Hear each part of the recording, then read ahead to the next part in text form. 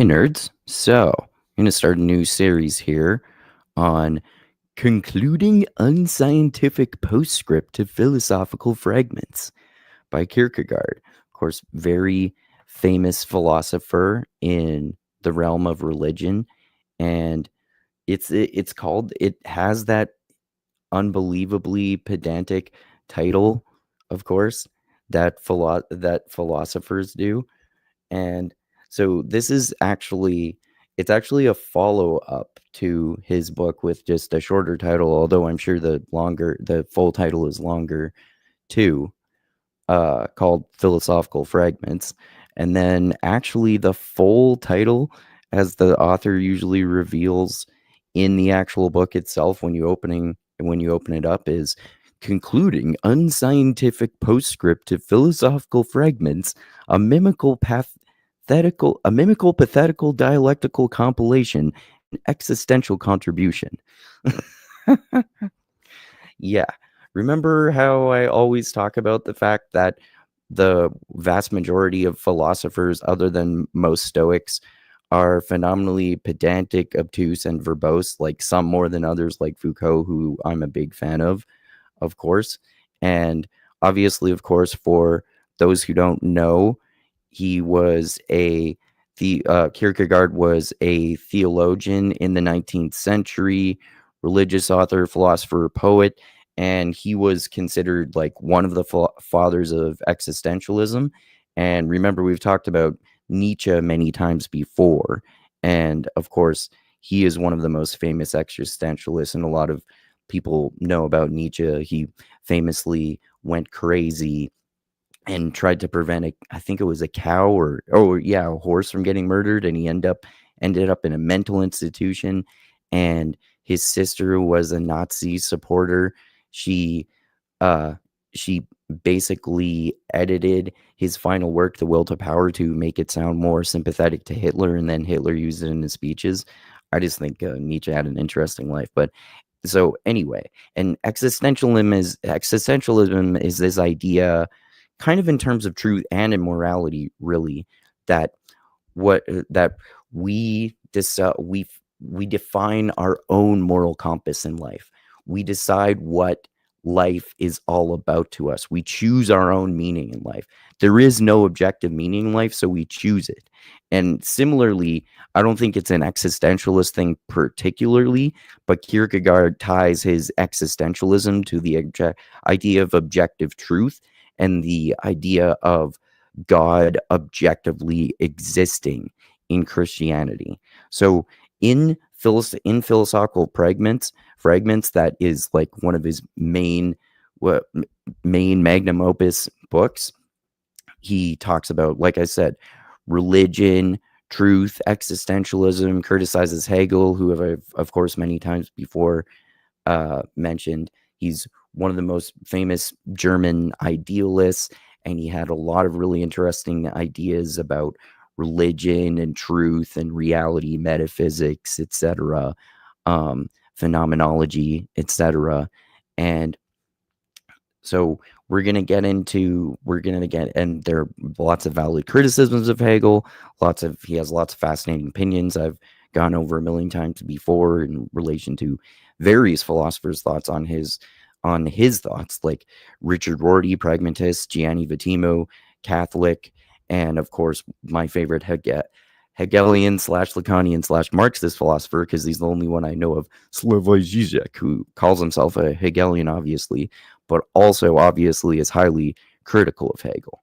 But anyway, with all of that preamble in mind here, I'll get into the relevant paragraph in this ridiculously pedantic and obtusely named book by Kierkegaard. Okay, so the objective issue of the truth of Christianity.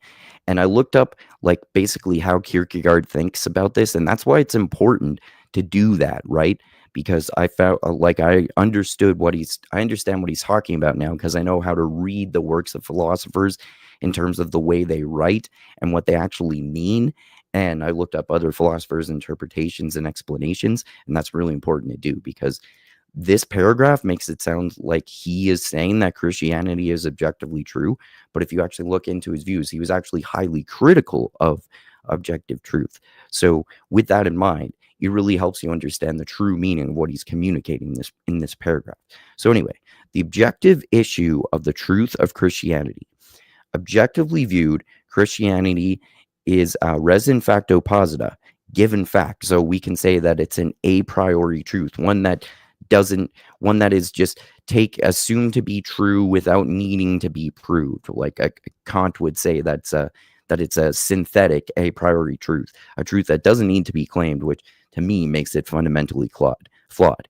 Christianity is a res in facto posita, given fact, the truth of which is asked about in a purely objective way, because the modest subject is much. So you can see, with that in mind, he's kind of like being sarcastic here. So you can, and mocking. So you can, with his true understanding of his opinion in mind, you can see the way he's actually writing this and the proper tone in which you should read it.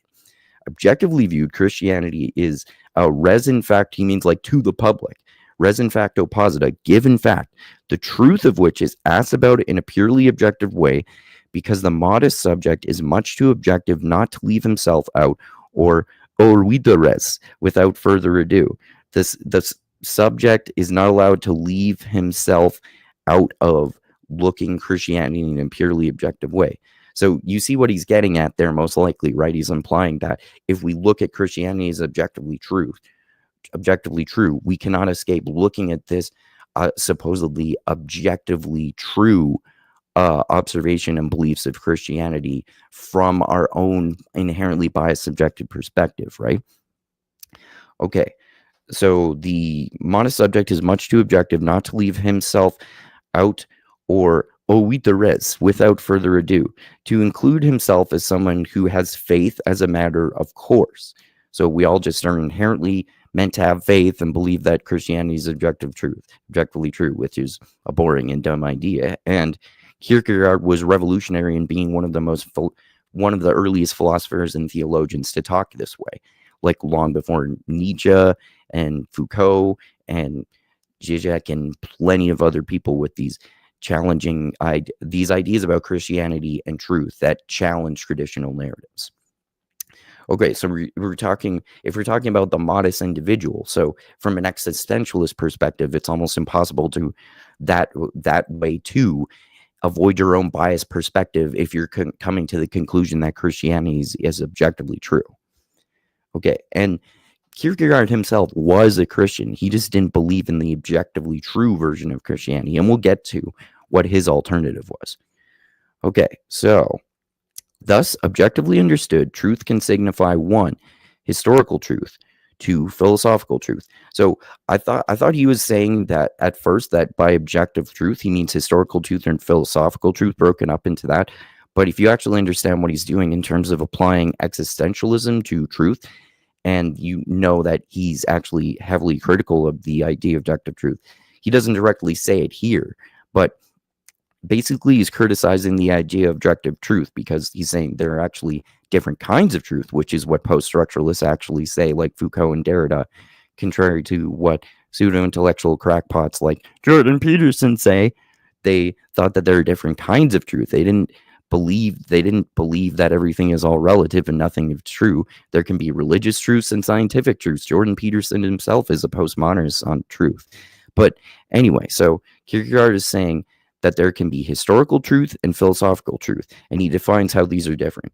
Viewed as historical truth, the truth must be established by a critical consideration of the various reports. In short, in the same way as historical truth is ordinarily established. So you talk about the relevant factors in terms of the historical context at the time, in terms of historical truth. So we can say, so this is always true in terms of what we're talking about in history. Now you got to be careful and not say that this observation is objectively true, but it seems to definitely be the case that that the truth is always historically relevant or historically contingent. There are always a whole bunch of complex and endlessly changing and contradictory complex factors involved with every moment in reality in terms of everything we do, right?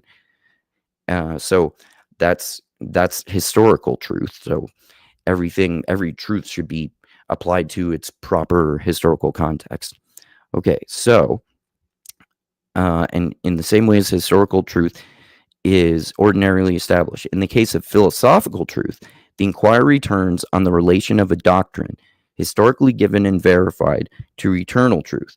So in terms of philosophy, again, what you can say he's getting at here is in terms of the way society viewed it at the time in history in which he was criticizing the idea of objective truth. The relation, so you're talking about philosophical truth in terms of Christianity is truth in the relation of a doctrine historically given and verified to the eternal truth. So you can say that people who believe that Christianity is objectively true say it's both historically true and philosophically true, which makes it eternally true. But he's saying that you can see, he's not directly saying it here, but you can see, given what he believes, that what he's implying here is that you can say Christianity is historically true. But if if a truth is historically contingent, then it's not eternally true, because the historically relevant factors are endlessly changing, right? So the historical factors are going to change that eternal nature if we're talking about historical truth being contingent and related to history specifically, obviously, right? So if we're talking about philosophical truth, specifically in relation to society at the time, use this argument to argue that Christianity is objectively true, people would say that it's eternally true that the doctrine of Christianity is philosophically true. So then, to the people in the society where Kierkegaard lived at the time, and I got to double check this. He was Danish. Yeah, I thought he was Danish or Dutch, but yeah. So you could say that the people at the time where Kierkegaard lived in this particular period of history, his theory is that people saw Christianity as objectively true because they saw it as historically true at that period of time, and also philosophically true. So since it's philosophically true and historically true, it means it's historically true, but it's also eternally true to those people because the doctrine is philosophically true. And apparently the doctrine is philosophically always eternally true, regardless of the moment in history. And you can see how that contradicts with the idea of changing factors in terms of history, right? If something is eternally true, then what's the point of even distinguishing between historical truth and eternal truth? Because all of these, are these eternal truths going to be transcendent and outside of reality? Is that why? Is that God is transcendent and outside of reality? Some people say that, but they don't really get into that, and he's not really getting into that, at least in this section of the book. So it's interesting because if you look into Kierkegaard's specific view on truth, the way that he applies his existentialism to this is that instead of saying that Christianity, he's saying that, which again, this is revolutionary for the time. He's saying that Christianity is not objectively true, and we should view, he was still a Christian. He wasn't an atheist, so it wasn't that revolutionary at all for now. But for that period of history, he was revolutionary in basically claiming that through the perspective of existentialism, we should just define what is true about Christianity according to what we believe to be true in our heart and our love for the common man in the way of Jesus, that sort of thing, right?